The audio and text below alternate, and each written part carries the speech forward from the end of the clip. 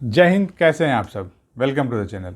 दोस्तों, border security force या BSF की तरफ से नोटिफिकेशन आया है, वैकेंसी आई है। ये जो वैकेंसी है ये मेनली वाटर विंग वैकेंसी है। बीएसएफ में वाटर विंग है, उसके लिए बीएसएफ ने वैकेंसी नोटिफाई किया है, एडवर्टाइज़ किया है।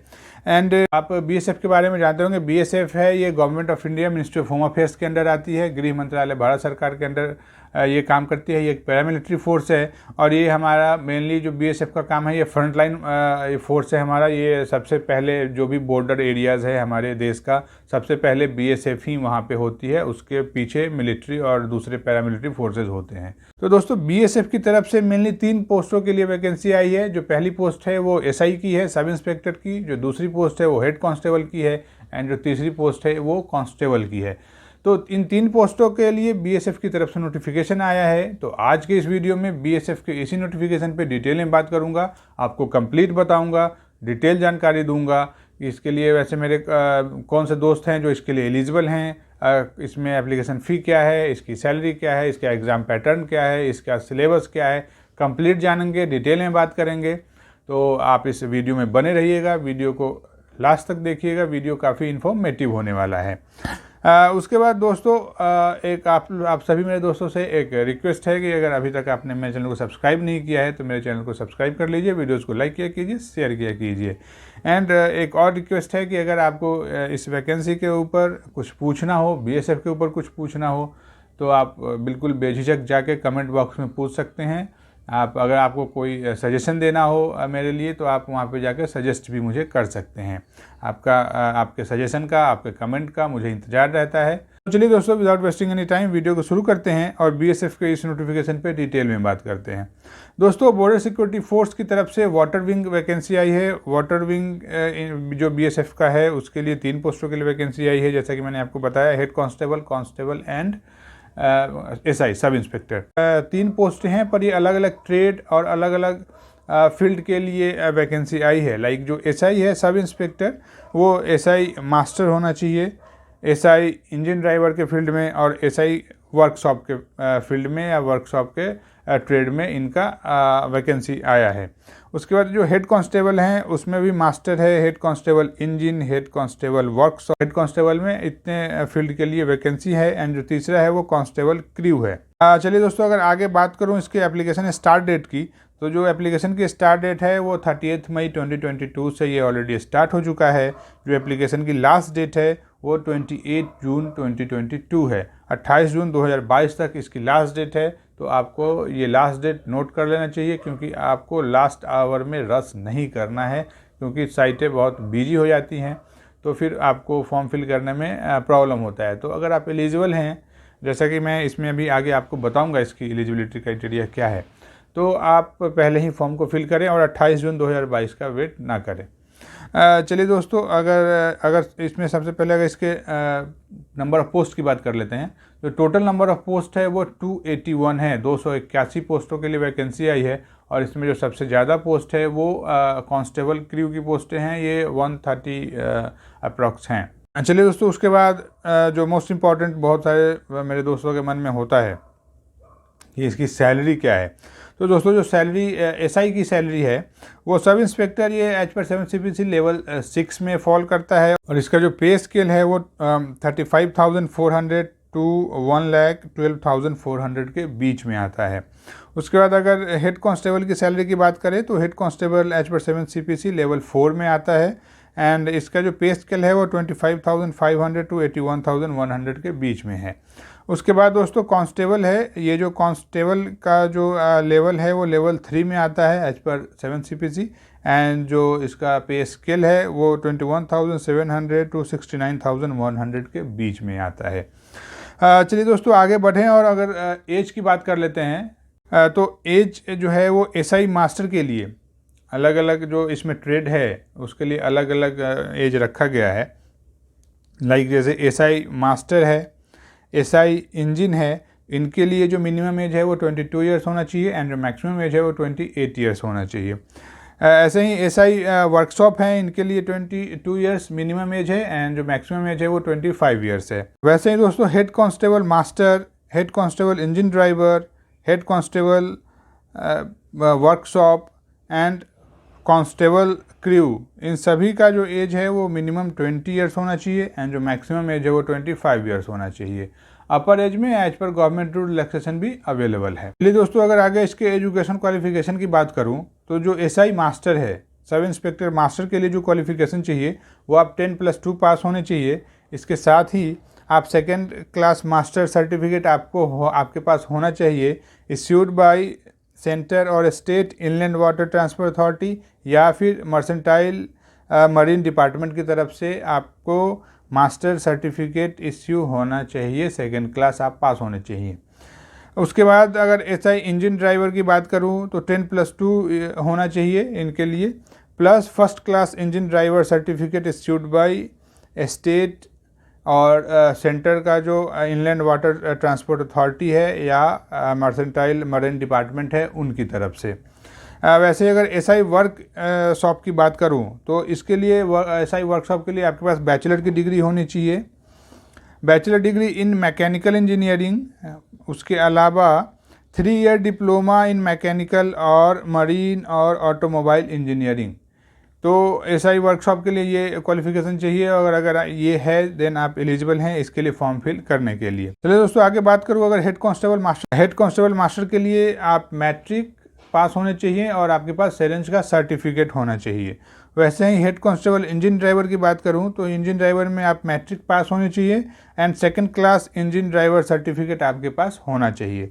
सेम अगर हेड कांस्टेबल वर्कशॉप की बात करूं तो वर्कशॉप में भी आप एक मैट्रिक पास होने चाहिए, आपके पास मिनिमम डिग्री।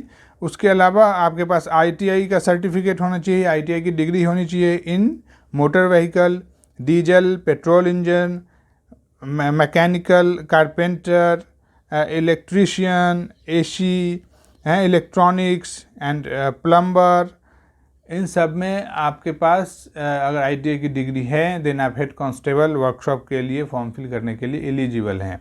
आपके पास प्लम्बर की, इलेक्ट्रीशियन की, इलेक्ट्रॉनिक्स की, कारपेंटर की, मैकेनिक की, इंजन की, डीजल पेट्रोल में, है ना, देन आप अगर आपने आईटीआई कर रखा है देन आप इस फॉर्म को फिल कर सकते हैं। वैसे ही दोस्तों अगर कांस्टेबल क्रू है इसकी बात करूं तो इसके लिए भी आप मैट्रिक पास होने चाहिए, प्लस आपके पास experience of swimming in deep water में आपको स्विम करने का एक्सपीरियंस होना चाहिए, गहरे पानी में तैरने का आपके पास एक्सपीरियंस होना चाहिए विदाउट एनी इक्विपमेंट।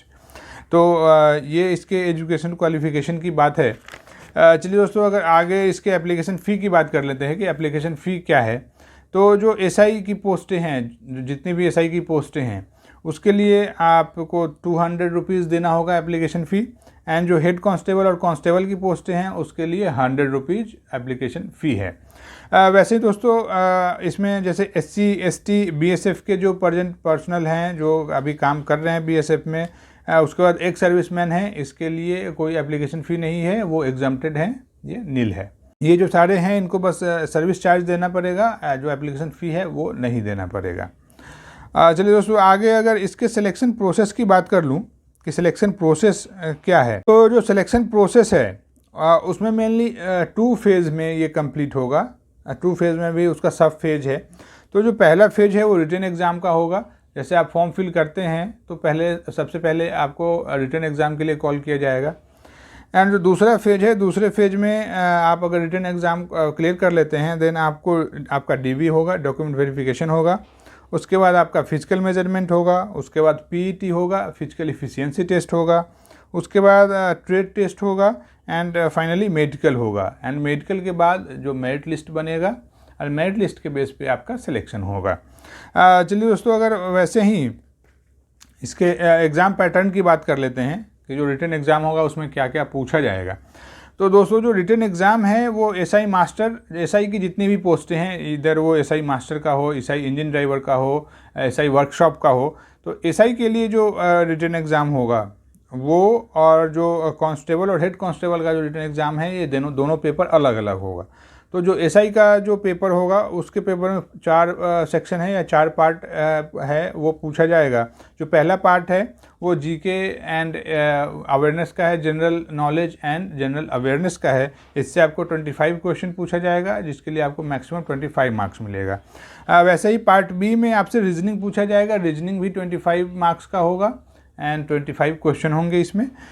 उसके बाद जो पार्ट सी है, पार्ट सी में आपसे न्यूमेरिकल एबिलिटी पूछा जाएगा, मतलब मैथ्स पूछा जाएगा, और मैथ्स का क्वेश्चन भी 25 होगा, और इसके लिए भी आपको 25 मार्क्स मिलेगा मैक्सिमम।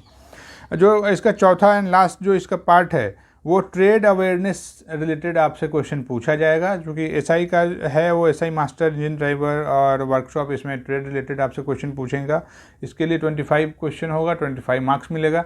जो टोटल क्वेश्चन होगा वो 100 क्वेश्चन होगा, जो मैक्सिमम मार्क्स आपको मिलेगा वो 100 मार्क्स मिलेगा, और इसके जो टाइम का ड्यूरेशन होगा वो 2 आवर का होगा।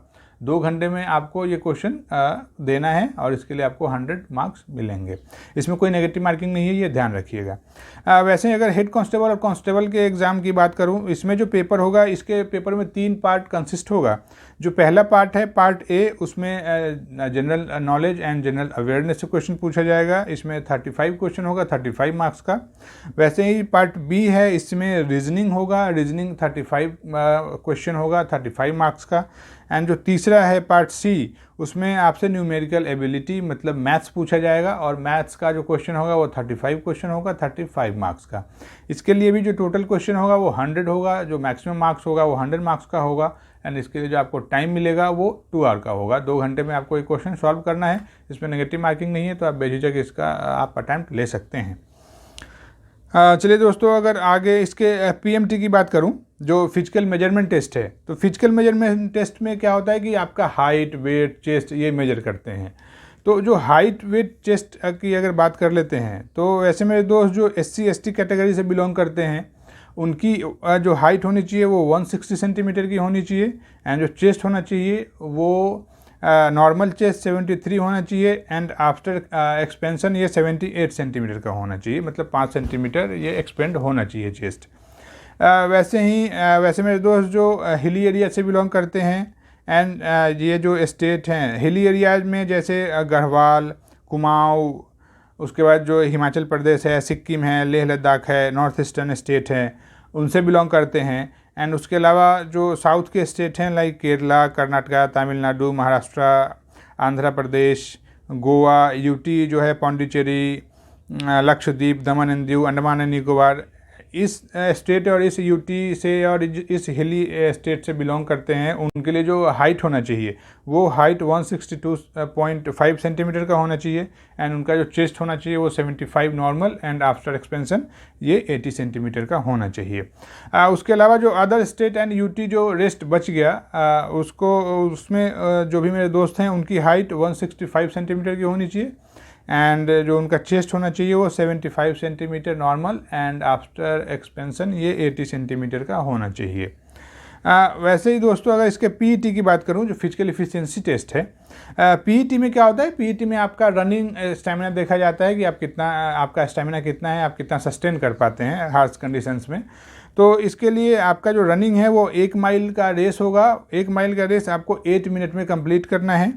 इसके लिए जो हाई जंप है वो 3 फीट एंड 6 इंच का हाई जंप है, और इसके लिए जो लॉन्ग जंप है ये 11 फीट का लॉन्ग जंप है। और ये जो high jump and long jump है, इसके लिए आपको 3 चांस मिलेगा, 3 अटैम्प्ट मिलेगा। आपको 3 अटैम्प्ट में ये high jump and long jump complete कर लेना है। तो वैसे मेरे दोस्त जो जिनका फिजिकल अच्छा है, जो दौड़ते हैं, जिनका हाइट सही है, उनको ये फॉर्म ज़रूर फिल करना चाहिए। और ये जो बीएसएफ की तरफ से एक गोल्डन अपॉर्चुनिटी आई है, इसको वो उनको ग्रैब करना चाहिए, पकड़ लेना चाहिए। चलिए दोस्तों, आगे अगर इसके बात करूं, इसका जो मेरिट लिस्ट बनेगा, जो आपका जैसे आपका रिटन एग्ज़ाम हो जाता है, आपका पीएमटी हो जाता है, आपका पीईटी हो जाता है, आपका डीवी हो जाता है, आपका मेडिकल हो जाता है, देन आप जो भी कैंडिडेट हैं वो उनका एक फ़ाइनल मेरिट लिस्ट बनेगा। ये जो फाइनल मेरिट लिस्ट बनेगा ये आपके रिटन एग्ज़ाम के बेस पे बनेगा। तो रिटन एग्ज़ाम इसमें बहुत ज़्यादा मैंडेटरी हो जाता है, ये बहुत ज़्यादा कंपलसरी हो जाता है। जो मेरिट लिस्ट बनना है वो सिर्फ रिटन एग्ज़ाम के बेस पे ही बनना है। तो आपका रिटन एग्ज़ाम कितना अच्छा जाता है वो डिपेंड करता है आपका सिलेक्शन होने पे। तो आपका सिलेक्शन तभी होगा जब आपका रिटन एग्ज़ाम बहुत अच्छा जाएगा। उसके अलावा जो सारा हाइट, वेट, चेस्ट, रनिंग, ये सारा एक क्वालिफाइंग है, क्वालिफाइंग नेचर का है, ये सिर्फ आपको क्वालिफाई करना है। एंड जो रिटन एग्ज़ाम है वो मेन है। तो आपको ज़्यादा फोकस रिटन एग्ज़ाम पे करना है, और रिटन बहुत ज़्यादा वो टफ़ नहीं होता है, ईजी क्वेश्चन पूछा जाता है बीएसएफ की तरफ से। तो आपको ये भी ध्यान रखना है कि जो रिटन है, रिटन में जो मिनिमम क्वालिफ़िकेशन ये जो रखा गया है वो UR, OBC and EWS candidate हैं, उनको मिनिमम 35% मार्क्स लाना है। एंड जो एससी एसटी कैटेगरी से बिलोंग करते हैं उनको 33% मिनिमम मार्क्स लाना है, तब वो रिटन एग्ज़ाम क्वालिफाई करेंगे और फिर उनको डीवी और जो आगे का फेज है उसके लिए उनको कॉल किया जाएगा। तो ये चीज़ भी आप नोट कीजिएगा। इसके अलावा दोस्तों बीएसएफ की तरफ से 2-3 चीज़ें इसमें बताई गई हैं वो जो बहुत ज़्यादा इंपॉर्टेंट है, उनको ये आपको जानना ज़रूरी है। इसमें जो पहला है कि ये जो वैकेंसी है ये सिर्फ मेल कैंडिडेट कैन अप्लाई, मतलब सिर्फ पुरुष अभ्यर्थी ही इस फॉर्म को फिल कर सकते हैं, जो पुरुष जो मेल कैंडिडेट हैं उनके लिए है। एंड जो दूसरा है वो टैटू के ऊपर है कि अगर आपने टैटू बनवा रखा है अपने बाजू पे, अपने हाथ पे या अपने चेस्ट पे, और वैसे जगह जहाँ से वो रिवील होता हो, जो दिखाई देता हो, तो जैसे आपने कोई रिलीजियस सिंबल बना रखा है, जैसे ओम का बना रखा है, आपने स्वास्तिक बना रखा है, या किसी ने 786 लिख रखा है जो डिजिट होता है, जो मुसलमान दोस्त हैं मेरे उनके लिए उन्होंने अगर ऐसा कर रखा है तो, और अगर वो आपके जो आपका लेफ़्ट हैंड है, लेफ़्ट हैंड के ये इनर साइड में अगर है यहाँ पे, देन कोई प्रॉब्लम नहीं है, या फिर अगर आपके बॉडी में है देन उसमें कोई प्रॉब्लम नहीं है। हाँ, वो आपके राइट लिम्ब में नहीं होना चाहिए, मतलब राइट हैंड में नहीं होना चाहिए। ये इसलिए कि राइट हैंड से आप क्या करते हैं, आप सैल्यूट करते हैं, आप ऐसे सैल्यूट करते हैं, तो ये राइट हैंड का जो आप सैल्यूट जब सैल्यूशन होता है तो सैल्यूट का तो ये सारा ये इधर दिखाई देता है। तो इस साइड में ऐसा नहीं होना चाहिए कि वो दिखाई दे। आपके लेफ्ट हैंड में है देन नो प्रॉब्लम, बीएसएफ इसके लिए उनको कोई दिक्कत नहीं। तो चलिए दोस्तों, ये कुछ 2-3 इंपॉर्टेंट बातें थी जो आपको जाननी चाहिए थी। तो दोस्तों आज की इस वीडियो में बीएसएफ के इसी नोटिफिकेशन पे डिटेल में बात करना था। आई होप आपको ये वीडियो अच्छा लगा होगा। वीडियो थोड़ा लंबा हो गया है क्योंकि इसमें ये डिटेल नोटिफिकेशन है तो थोड़ा लंबा हो ही जाता है। सो दोस्तों, अगर आप एलिजिबल हैं और आप सारे एलिजिबिलिटी कंडीशन को, क्राइटेरिया को अगर आप फुलफ़िल करते हैं, आपका फिजिकल अच्छा है, देन आपको ये फॉर्म ज़रूर फिल करना चाहिए। तो चलिए दोस्तों, जाने से पहले आप सभी से एक बार फिर रिक्वेस्ट करूंगा कि अगर आपने चैनल को सब्सक्राइब नहीं किया तो चैनल को सब्सक्राइब कर लीजिए, वीडियोज़ को लाइक एंड शेयर किया कीजिए। इस वैकेंसी का जो नोटिफिकेशन लिंक है और इसका जो अप्लाई लिंक है वो मैं अपने डिस्क्रिप्शन में दे दूँगा। आप वहाँ पर जाइए और वहाँ पर जाके पहले इस नोटिफिकेशन को अच्छे से पढ़िएगा। उसके बाद आपको ये फॉर्म फिल करना है तो आप अप्लाई लिंक पे जाके फॉर्म फिल कर सकते हैं। तो चलिए दोस्तों, आज के इस वीडियो में बस इतना ही। फिर मिलते हैं किसी दूसरे वीडियो में किसी नई वैकेंसी के साथ। तब तक के लिए जय हिंद।